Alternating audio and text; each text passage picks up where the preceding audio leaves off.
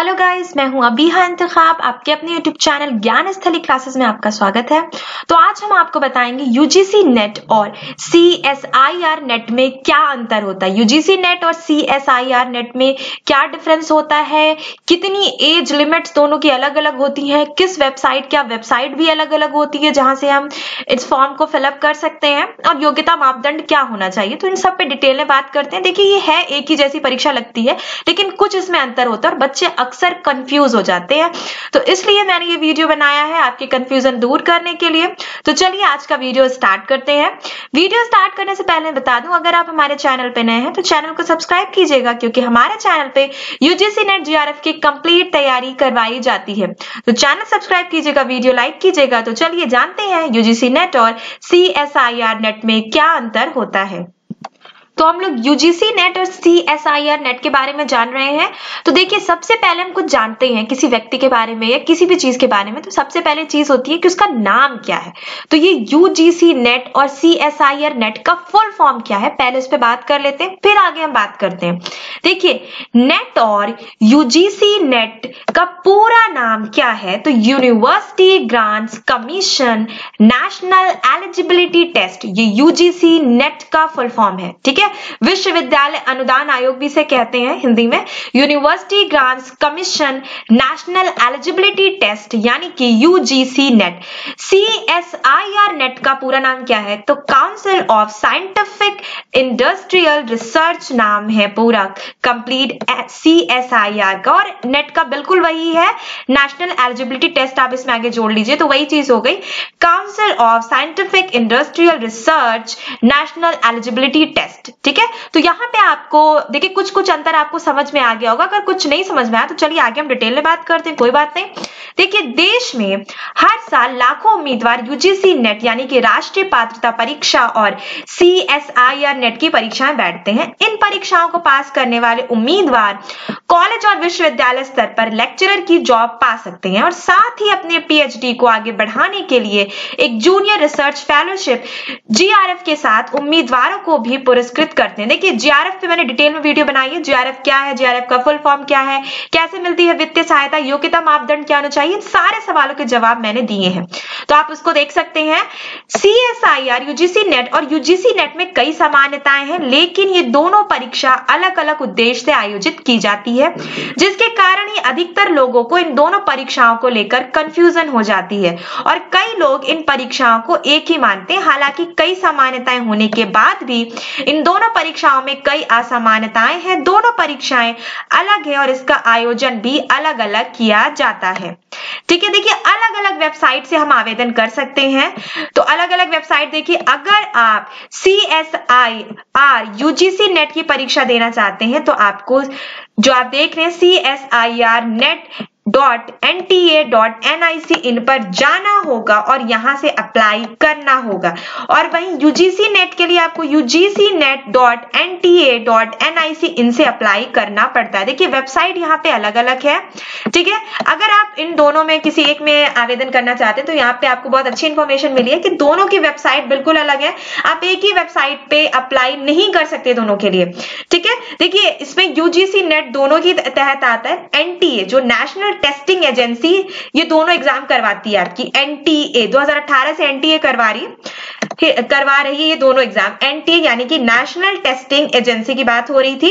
अब चलिए आगे जानते हैं दोनों परीक्षाएं आयोजित करने के क्या कारण होते हैं। ये दोनों परीक्षाएं राष्ट्रीय स्तर की परीक्षाएं हैं। इसमें प्रति वर्ष लाखों उम्मीदवार भाग लेते हैं। इसका आयोजन जूनियर रिसर्च फेलोशिप जीआरएफ के लिए उम्मीदवारों की योग्यता का परीक्षण करने और लेक्चरर के लिए योग्यता जांचने के लिए किया जाता है। हालांकि council for scientific and industrial research में यानी कि सीएसआईआर यूजीसी नेट का आयोजन science, life science, physics, chemistry सहित साइंस स्ट्रीम के सभी विषयों के लिए होता है। वहीं यूजीसी नेट का आयोजन बाकी अन्य विषयों जैसे आर्ट्स, सोशल साइंस और कॉमर्स आदि के लिए होता है। देखिए, आप डिफरेंस काफी अच्छे से समझ गए होंगे।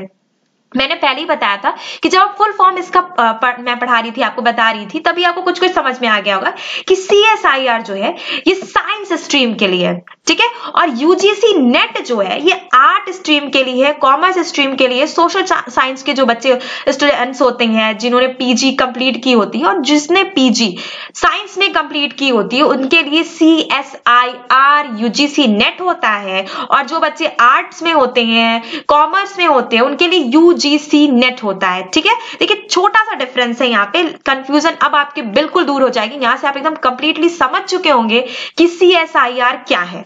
ठीक है, देखिए दोनों परीक्षा के लिए एज में कुछ जिसे आप समझ सकते हैं अंतर होता है।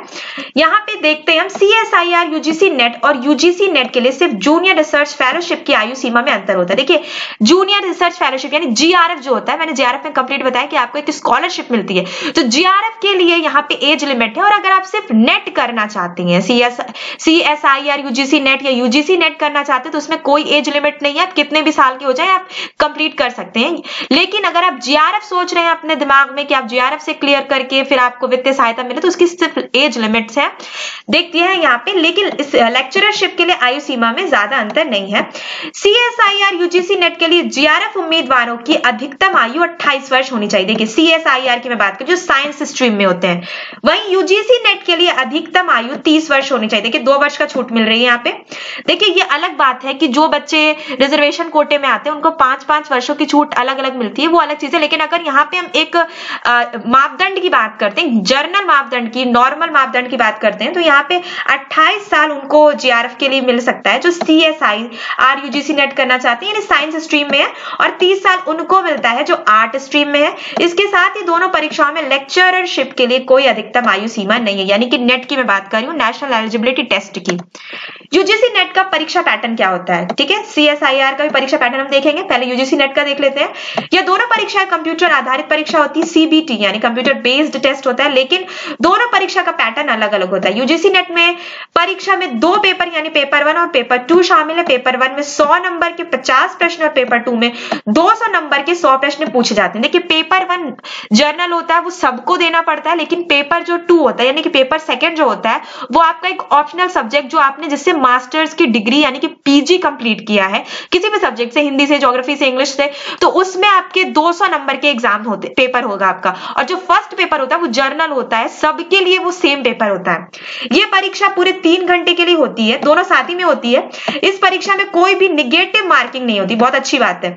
इस परीक्षा को central board of secondary education द्वारा आयोजित किया जाता था, लेकिन 2018 से, ठीक है, पहले इसको CBSE द्वारा आयोजित किया जाता था, लेकिन 2018 से इसे NTA द्वारा आयोजित किया जा रहा है। NTA यानी कि नेशनल टेस्टिंग एजेंसी द्वारा इसे आयोजित किया जा रहा है। CSIR यूजीसी नेट का जो परीक्षा पैटर्न है उस पर बात कर लेते हैं।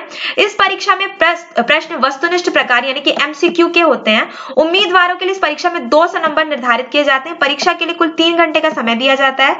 इस परीक्षा में कुल 120 प्रश्न पूछे जाते हैं। परीक्षा में 3 भाग होते हैं, पार्ट ए, पार्ट बी और पार्ट सी शामिल होते हैं। पार्ट ए में 20, पार्ट बी में 40 और पार्ट सी में 60 प्रश्न होते हैं। देखिए आप बहुत अच्छे समझ गए होंगे कि एकदम अलग पैटर्न है। अगर हम यूजीसी नेट की बात करते हैं या CSIR की बात करते हैं तो पैटर्न एकदम अलग है। यहाँ पे इस परीक्षा में प्रत्येक गलत उत्तर के लिए निगेटिव मार्किंग की जाती है। यूजीसी नेट में निगेटिव मार्किंग नहीं है, लेकिन CSIR में निगेटिव मार्किंग है, ध्यान रखना है आपको।